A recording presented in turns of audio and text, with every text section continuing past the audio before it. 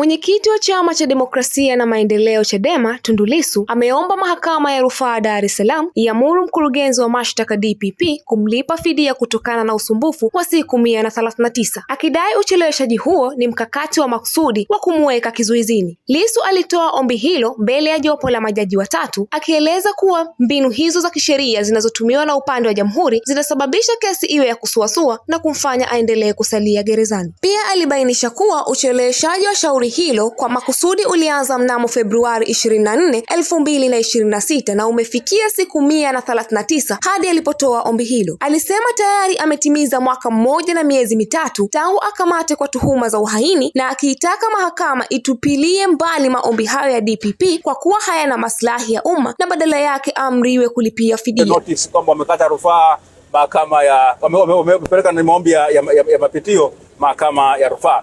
Sasa kesi hii imechukua, mwenyekiti ameweza kuonyesha wazi kabisa kwamba tokea tarehe 24 ya mwezi ule wa pili mwaka 2026 hadi leo tarehe 3 mwezi wa 7 mwaka 2026 ni siku 139 ambazo yeye amekaa ndani.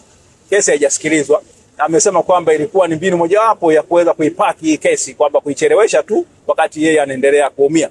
Sasa alikuwa amewasilisha zuio pingamizi dhidi ya maombi ya serikali, akisema kwamba haya ni miongoni mwa aina ya mashauri au aina ya maombi ambayo hayaruhusiwi na sheria, kwa sababu mahakama inapotoa uamuzi mdogo kuhusiana na hoja yoyote mahakamani, basi wadau hawaruhusiwi kukata rufaa au kupeleka maombi ya mapitio, labda tu pale ule uamuzi unapokuwa umetolewa uwe na ile hadhi ya kumaliza kabisa lile shauri au kuamua kwamba nani kashinda nani kashindwa, na kwa maana hiyo kuna hukumu au kuna uamuzi ambao unaamua moja kwa moja haki za wadau.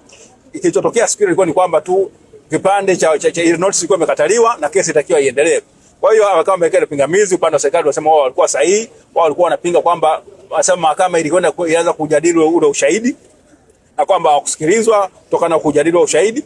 Mwenyekiti Tundu Lissu ameweza kuonyesha kwamba amepitisha katika rekodi ile akionyesha kwamba jinsi ambavyo mahakama ikitoa nafasi kwa pande zote mbili kusikilizwa, na kwa maana hiyo basi hilo dai la kusema kwamba kusikilizwa sio sahihi, na akaomba vile vile kwamba kutokana kwamba amekaa ndani kwa hiyo siku 139 basi mahakama itumie madaraka yake au mamlaka yake chini ya kifungu cha 367 cha sheria ya makosa ya jinai, wakisha kwamba anatenda haki, kesi zinakwenda haraka, na atumie mfumo wa jinai kuweza kufanya nini, kumuumiza mtu au kutenda haki.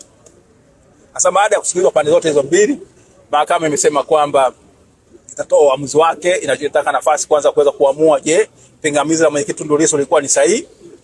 Kama ni sahihi itaishia tu hapo, lakini ikiona kama pingamizi alikuwa na msingi, basi itaingia katika awamu ile ya kufanya nini, kutolea uamuzi katika yale maombi ya serikali ambayo yalikuwa yamesikilizwa.